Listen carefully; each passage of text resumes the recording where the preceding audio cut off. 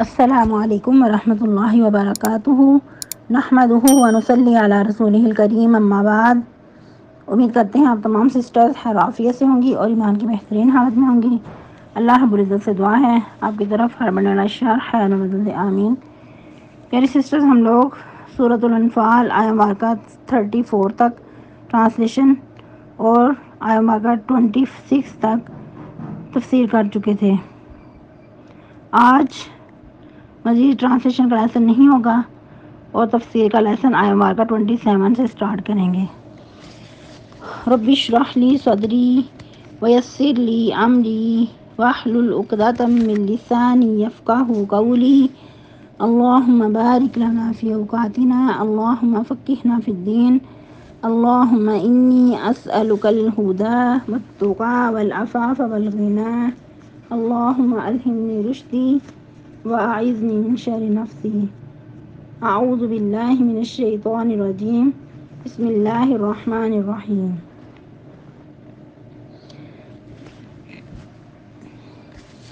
یا ایہا الذین آمنوا لا تخونوا اللہ والرسول وتخونوا اماناتکم وانتم تعلمون واعلموا انما اموالکم واولادکم فتنہ وان اللہ عندہ اجر عظیم۔ تفسیر۔ آج کا لیسن بہت ہی زیادہ اہم ہے اور ہر انسان کی زندگی سے ریلیٹڈ ہے۔ اللہ سبحانہ و تعالیٰ فرما رہے ہیں، اے ایمان والو، تم اللہ اور اس کے رسول کی خیانت نہ کرو، وَتَخُونُوا أَمَانَاتِكُمْ، اور نہ اپنی امانتوں میں خیانت کرو۔ یاد رہے کہ ادھر لام جو ہے، لام الف لا، وہ محذوف ہے۔ پہلے بھی آپ کو بتایا جا چکا ہے کہ بعض اوقات کلام کی خوبصورتی کی وجہ سے کچھ الفاظ کو محذوف کر دیا جاتا ہے۔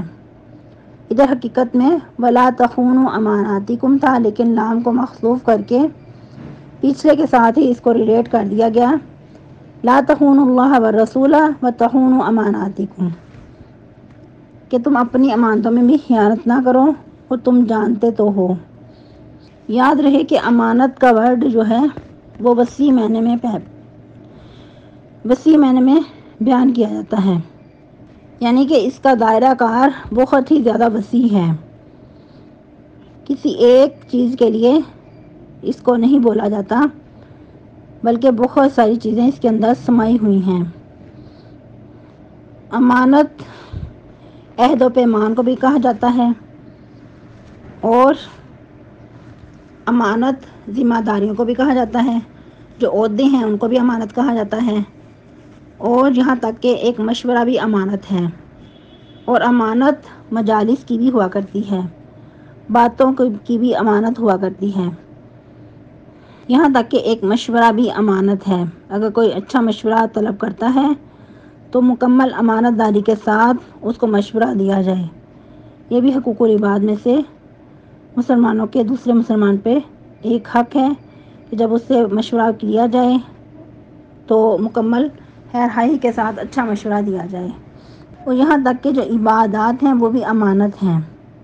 مثال کے طور پہ جو ایک نماز ہے، روزہ ہے، وہ بھی ایک امانت ہے۔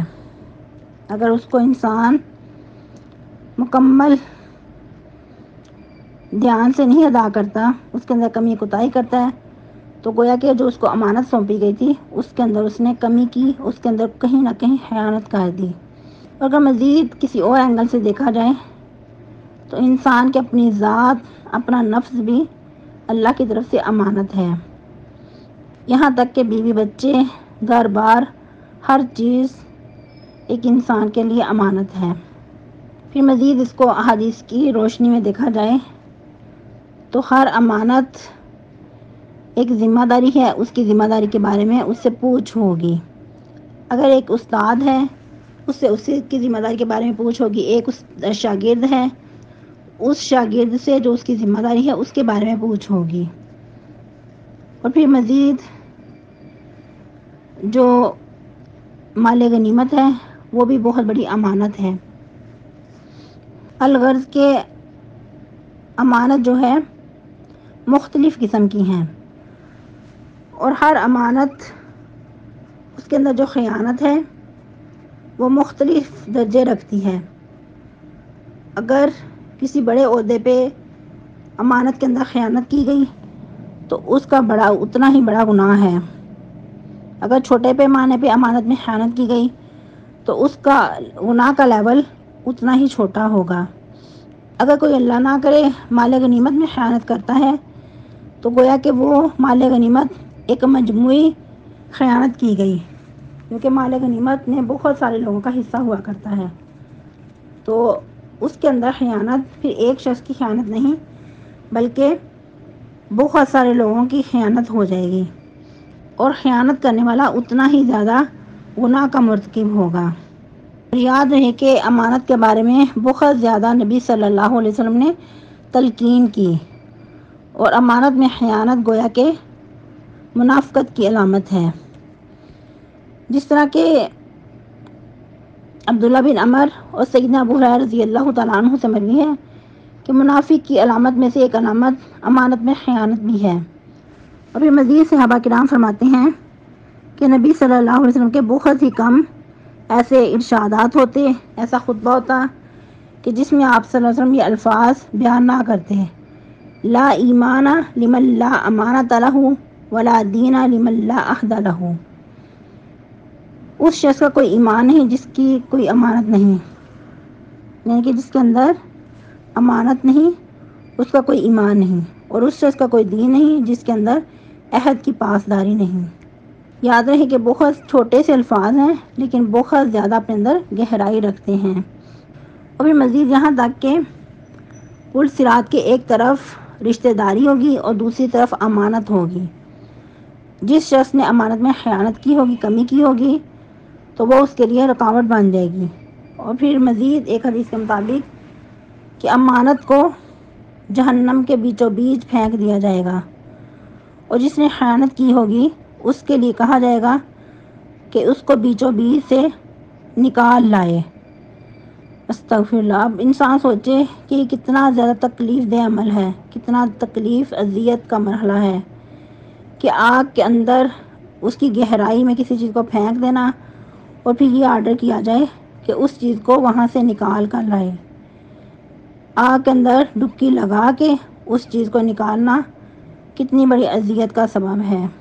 اور امانتوں کی اور بھی بہت ساری قسمیں ہو سکتی ہیں، جس طرح ہم نے بات کی عہد و پیمان بھی امانت ہے، اسی کے اندر نظر و نیازوں کو بھی شامل کر لیا جائے تو یہ بھی ایک امانت کی قسم ہے۔ پھر مزید کسی امام کے ہاتھ پہ بیعت کرنا یہ بھی امانت ہے۔ تو اللہ سبحانہ و تعالیٰ کیا فرما رہے ہیں؟ یا ایھا الذین آمنوا لا تخونوا اللہ والرسول، اے ایمان والو۔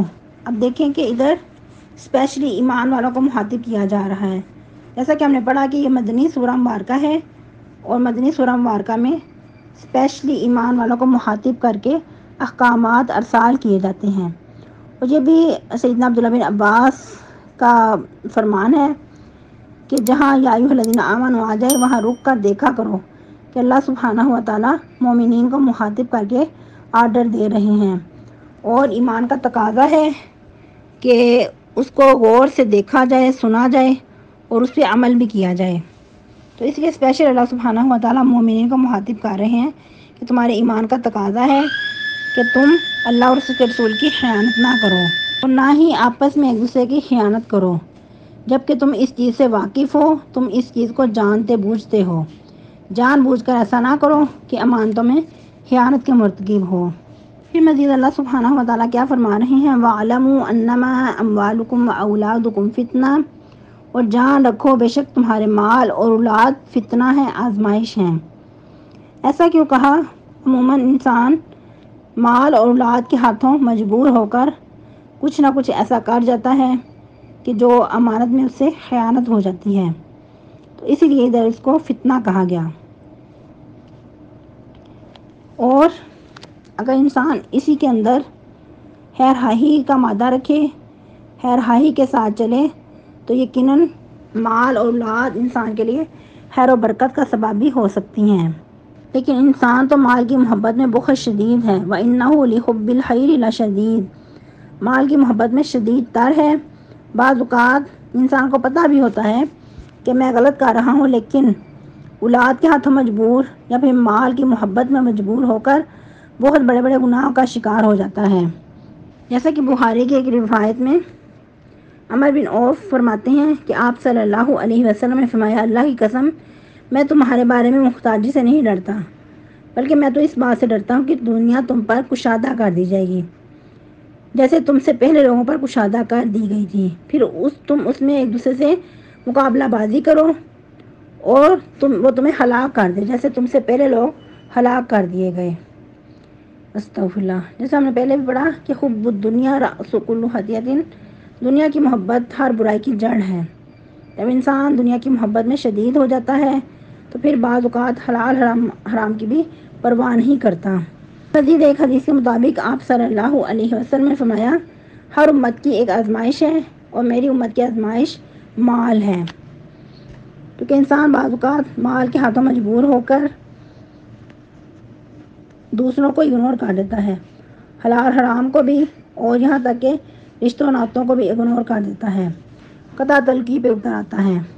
مال کے فتنے کے بارے میں ایک حدیث سیدنا ابو سعید خدری رضی اللہ تعالیٰ عنہ فرماتے ہیں، ایک مرتبہ آپ صلی اللہ علیہ وسلم خطبہ ارشاد فرما رہے تھے، منبر پر تشریف فرما تھے، اور آپ نے فرمایا، اپنے بعد میں جس چیز سے ڈرتا ہوں وہ یہ ہے، زمین کی برکتیں تم پر کھول دی جائیں گی، پھر تم مالدار ہو جاؤ گے۔ پھر آپ صلی اللہ علیہ وسلم نے دنیا کی آرائش کا بیان کرتے ہوئے فرمایا، یعنی کہ پہلے ایک بات بیان کی پھر دوسری، اور اسی دوران ایک شخص کھڑا ہوا، کہنے لگا، اللہ کے رسول صلی اللہ علیہ وسلم، کیا بلائی سے برائی پیدا ہوگی، یعنی کہ کیا بلائی کے بعد کوئی شر بھی ہے؟ یہ سن کر آپ صلی اللہ علیہ وسلم خاموش رہے۔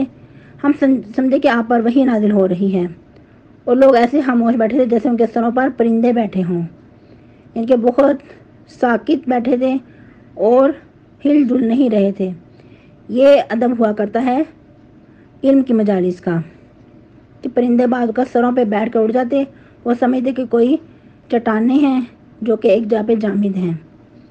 پھر آپ صلی اللہ علیہ وسلم نے اپنے منہ سے پسینہ پونچھا، وحی کا جو نزول تھا وہ سلسلہ ختم ہوا، تو آپ صلی اللہ علیہ وسلم نے پوچھا، وہ سائل کہاں ہے جو بھی پوچھ رہا تھا؟ پھر آپ صلی اللہ علیہ وسلم نے سوال کا جواب دیتے ہوئے 3 بار فرمایا، مال دولت سے بلائی ہی نہیں ہوتی۔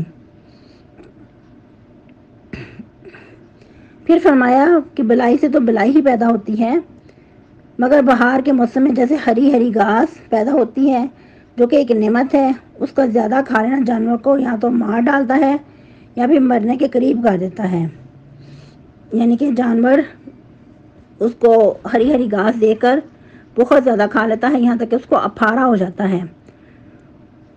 پھر فرمایا کہ اللہ کے یہ جانور اپنی کوکھیں بھرنے کے بعد دھوپ میں جا کھڑا ہو، پیشاب کرے، پھر اس کے ہضم ہو جانے کے بعد اور گھاس چرے، اور یہی حساب مال و دولت بھی ہے، ہرا بھرا اور شیریں ہے، اور بہتر مسلمان وہ ہے جو اپنے حق کے مطابق ہی لے، پھر اس میں اللہ کی راہ میں اور یتیم و مسکینوں پر خرچ کرے، اور جو شخص اپنے حق پر اکتفا نہ کرے اس کی مثال اس کھانے والے کی سی ہے جس کا پیٹ بھرتا ہی نہیں، اور یہ مال قیامت کے دن اس کے خلاف گواہی دے گا۔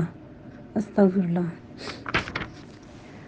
یاد ہے کہ جو لوگ چوپائے جانور وغیرہ رکھتے ہیں، ان کو پالتے ہیں، ان کو اس مثال کی اچھے سے سمجھ آ جاتی ہے، کیونکہ جانور کا کام ہے بس کھائے جانا، کھاتے چلے جانا، اس کا مقصد اور کچھ نہیں ہے، بس کھانا پینا، نیند پوری کرنا، خواہشات پوری کرنا۔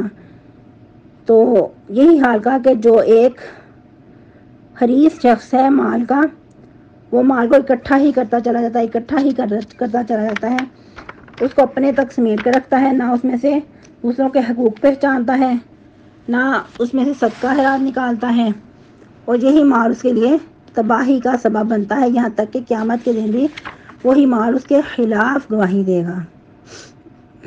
حالانکہ جو مالدار ہیں وہ محتاجوں سے پہلے جنت میں نہیں جا سکتے، جو غرباء ہیں، محتاج ہیں، وہ مالداروں سے 50,000 سال پہلے جنت میں چلے جائیں گے، 50,000 نہیں 500 سال پہلے جنت میں چلے جائیں گے۔ جس طرح کہ ایک حدیث کے مطابق سیدنا عمران بن حسین فرماتے ہیں کہ آپ صلی اللہ علیہ وسلم نے فرمایا، میں نے جنت میں جھانکا تو دیکھا وہاں ان کے لوگوں کی اکثریت ہے جو دنیا میں محتاج تھے، کیونکہ جب انسان کے پاس مال نہیں ہوتا تو بہت مشقت کی زندگی ہوتی ہے، انسان قدم قدم پہ سوچتا ہے کہ میں نے اپنی گزر بسر کیسے کرنی ہے۔ پھر مزید ایک حدیث سیدنا عبداللہ بن عمر بن عاص فرماتے ہیں، میں نے آپ صلی اللہ علیہ وسلم کو یہ کہتے سنا ہے، محتاج مہاجرین دولت مند مہاجرین سے 500 سال پہلے جنت میں داخل ہو جائیں گے۔ اللہ اکبر کبیرہ۔ پھر ایک اور حدیث کے مطابق سیدنا ابو ذر غفاری فرماتے ہیں، آپ صلی اللہ علیہ وسلم نے فرمایا، بلا شبہ قیامت کے دن بہت مال و دولت رکھنے والے ہی زیادہ کنگال ہوں گے، مگر جسے اللہ نے دولت دی اور اس نے اپنے دائیں بائیں آگے پیچھے ہر طرف دولت کو اللہ کی راہ میں لٹا دیا، اس مال سے بلائی ہی کمائی، یعنی کہ ہر طرف لوگوں کو خرچ کیا، لوگوں پہ حج کیا، صدقہ خیرات نکالا، فرض کے علاوہ صدقات بھی کثرت سے ادا کرتا رہا، تو ایسا شخص پھر خسارے سے خالی ہے، ورنہ مال انسان کے لیے خسارے کا باعث ہے۔ پھر مزید ایک حدیث آپ صلی اللہ علیہ وسلم نے فرمایا، جو شخص اللہ عز و جل سے ڈرتا ہو اس کو مال دولت کا کوئی خطرہ نہیں ہے، ایک ایسا شخص بھی یقیناً جب اپنے اندر تقویٰ رکھتا ہے تو وہ پھر مال خرچ کرنے میں بھی یقیناً تقویٰ سے کام لے گا، تو ایسا بھی مال اس کے لیے خسارے کا باعث نہیں ہے، خسارے سے وہ بھی بچ جائے گا۔ ایسے ہی مال کے ساتھ ساتھ اولاد بھی انسان کے لیے بعض اوقات آزمائش کا سبب بن جاتا ہے، بلکہ مال کی آزمائش سے بڑھ کر اولاد کی آزمائش زیادہ بڑی ہے۔ اگر اولاد کسی کے ہاں نہیں ہے تو اس کے لیے ایک الگ آزمائش ہے، اگر اولاد ہے تو اس کی تربیت کے لیے یہ ایک الگ آزمائش ہے۔ پھر ایسے ہی بیٹی اور بیٹیوں کے بارے میں الگ الگ آزمائش ہے، کچھ بچے تو بہت لائق ہوتے ہیں، جلد باز سمجھ جاتے ہیں، اور کچھ بچے بہت نالائق ہوتے ہیں، ساری زندگی والدین کو ستاتے رہتے ہیں۔ تو اس لیے انسان کو چاہیے کہ اگر انسان کو مال یا اولاد ملی ہے تو ان کی تربیت میں ان کو مال کو خرچ کرنے میں کوتاہی نہ کرے، سستی نہ کرے، ہر طرح سے اللہ کے احکامات کی پیروی کرے۔ جس طرح اللہ سبحانہ و تعالیٰ نے مال کو خرچ کرنے کا حکم دیا ہے یا پھر اولاد کو اچھی تربیت کرنے کا حکم دیا ہے، ویسے ہی اس کی اچھی تربیت کرے، پھر ہی انسان مال اور اولاد کے فتنے سے بچ سکتا ہے، اور اولاد کو بھی اللہ کی امانت سمجھے اور اس کی تربیت کو بھی اللہ کی امانت سمجھے۔ یہ مزید فرمایا، وَأَنَّ اللَّهَ عِندَهُ أَجْرٌ عَظِيمٌ، اور یاد رکھو کہ یقیناً اللہ کے پاس بہت ہی بڑا اجر ہے، کیونکہ مال اور اولاد میں انسان بعض اوقات بخل کا شکار ہو جاتا ہے، بخل سے کام لیتا ہے۔ جب انسان کے سامنے اجر ہوگا آخرت کا، اس کو بڑا سمجھے گا تو پھر یقیناً ان گناہوں سے بچ جائے گا جس میں انسان ملوث ہو کر حقوق اللہ یا حقوق العباد سے لاپرواہ ہو جاتا ہے۔